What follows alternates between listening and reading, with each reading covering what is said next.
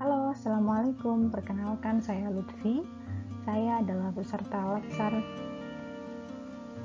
CPNS Kementerian Agama tahun 2021, dan pada video kali ini kita akan membahas tentang analisis isu kontemporer.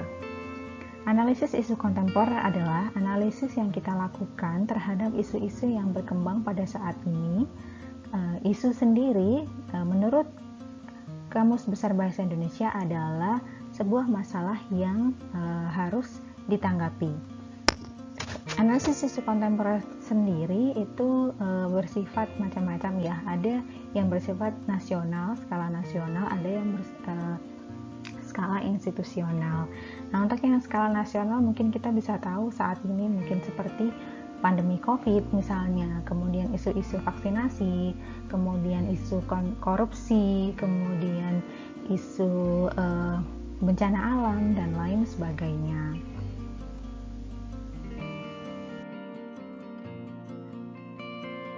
Kemudian, bagaimana caranya menemukan isu-isu penting berkaitan dengan jabatan dan fungsi saya sebagai pengajar di sebuah perguruan tinggi.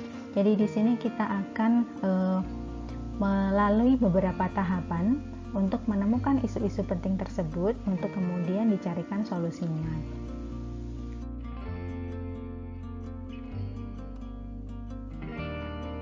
Ada timeline-nya ya di sini. Jadi yang pertama kita harus menemukan isu.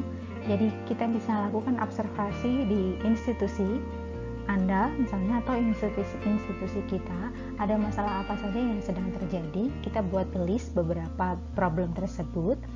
Kemudian berikutnya akan kita lakukan analisis AKPL.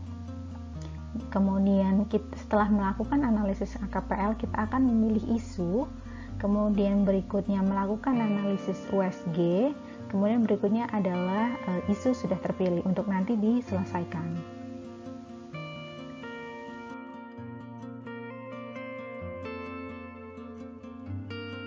Berikutnya, langkah yang pertama adalah menemukan isu. Kita bisa melakukan observasi pada institusi kita gitu dan menemukan isu yang sedang terjadi. Kita bisa melakukan wawancara, bisa melakukan pengamatan, sehingga nanti bisa menemukan isu-isu yang bisa kita selesaikan permasalahan tersebut.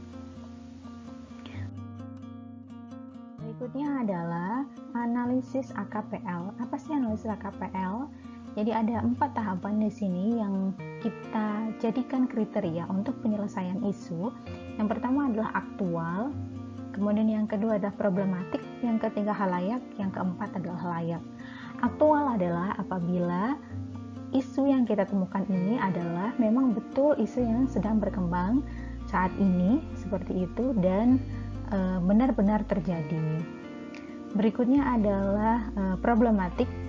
Problematik berarti isu yang kita ambil atau isu yang sedang terjadi ini kita bisa lakukan skala prioritas sehingga nanti kita bisa memilih isu yang memang harus segera diberikan solusinya atau harus segera ditanggapi dan diselesaikan. Kemudian halayak adalah yang berarti isu ini menyangkut hajat hidup orang banyak. Jadi ada skala-skalanya begitu ya. Misalnya permasalahan di kelompok kecil, kemudian skala besar. Nah, nanti kita bisa tentukan prioritasnya. Kemudian yang keempat adalah analisis kelayakan. Apakah isu ini layak untuk kita angkat dan kita selesaikan begitu? Apabila latsar ini kita punya waktu misalnya hanya kurang lebih 2 bulan, apakah isu tersebut bisa selesai dalam waktu 2 bulan? Kemudian misalnya isu tersebut memerlukan dana yang besar misalnya, berarti ini tidak termasuk dalam kriteria kelayakan.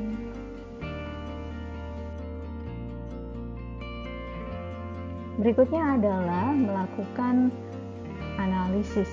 Jadi setelah kita temukan isu-isunya, dan di sini saya buat ada pokok bahasan isunya karena saya adalah seorang pendidik, maka di situ ada isu pendidikan, penelitian, dan pengabdian. Yang pertama adalah isu tentang pengabdian. Kemudian nanti kita bisa cari di situ dari kriteria aktual, halayak, problematik, dan layak. Kemudian kita bisa kasih keterangan di situ apakah memenuhi syarat atau tidak memenuhi syarat. Jadi di sini saya temukan ada 5 masalah dari 3 pokok bahasan isu. Kemudian hasilnya adalah 3 tidak memenuhi syarat, kemudian ada 2 yang memenuhi syarat. Setelah kita temukan isu yang memenuhi syarat, maka selanjutnya adalah kita lakukan analisis USG. Analisis USG itu apa sih? Analisis USG adalah yang pertama U, yaitu urgensi. Apakah isu ini betul-betul penting untuk segera diselesaikan, begitu? Kemudian berikutnya adalah seriousness. Jadi misalnya ketika ini tidak diselesaikan akan berdampak pada hal yang lebih buruk misalnya. Kemudian growth adalah adanya kemungkinan apabila solusi ini tidak segera diselesaikan maka masalah akan semakin besar. Nah, setelah kita lakukan analisis USG, 2 kriteria dari analisis AKPL yang tadi, kita lakukan analisis USG. Kemudian hasilnya adalah kita memilih isu yang kemudian bisa dicarikan solusi dan penanganannya.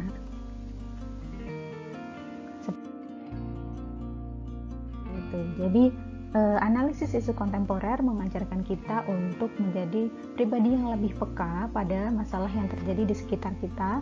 Kemudian kita juga berpikir untuk melakukan penyelesaian terhadap masalah-masalah tersebut atau isu-isu tersebut. Sekian video dari saya. Terima kasih.